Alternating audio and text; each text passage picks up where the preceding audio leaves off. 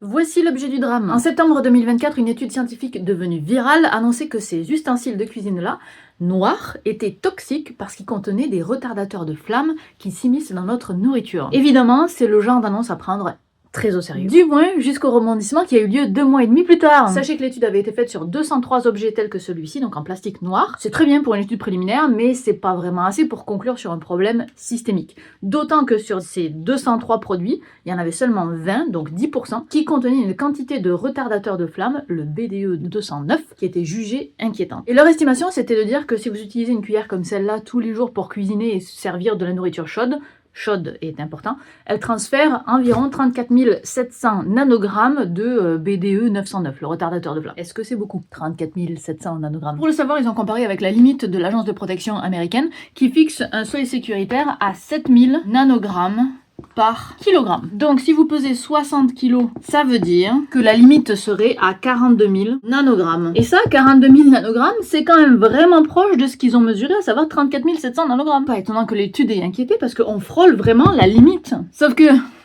vous avez fait le calcul de 60 fois 7000? Ça fait pas 42 000.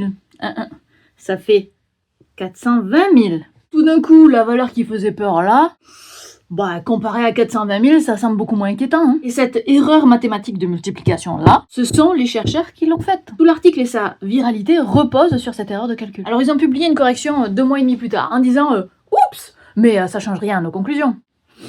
Moi je trouve ça change un peu les conclusions quand même. Et il se trouve que depuis cette affaire, le journal dans lequel l'article avait été publié a été supprimé des index scientifiques. Ça veut dire qu'il a perdu toute crédibilité et qu'il n'y a plus aucun chercheur qui va vouloir publier dans ce journal. C'est la mort du journal. Il faut dire que ne pas repérer ce genre d'erreur, niveau primaire, ça démontre qu'il y a une faille réellement dans le processus de relecture. Et en plus de ça, ce journal-là a aussi retiré 8 autres articles dans le même mois et a publié 60 expressions de préoccupation. Ça, c'est quand les articles sont un peu bancals. En 9 mois. Ça nous fait beaucoup de drapeaux rouges pour enterrer cette fameuse étude. Alors qu'est-ce qu'on en fait de nos ustensiles de plastique noirs? C'est hyper difficile de répondre à cette question, en tout cas sur la base de cet article-là. Ce qu'on sait, c'est que le plastique, qu'il soit noir ou pas d'ailleurs, est très étudié en ce moment pour sa tendance à relâcher des composés chimiques dans notre nourriture et donc qu'on les ingère derrière. Si on veut être le plus sécuritaire possible, mais qu'on veut pas non plus jeter tous nos ustensiles de plastique parce qu'on les a achetés puis ça fait de la pollution, blablabla, le mieux c'est en tout cas de pas utiliser des outils de plastique abîmés, par exemple, genre celui-là, on évite, hein. Et surtout de pas les utiliser à haute température,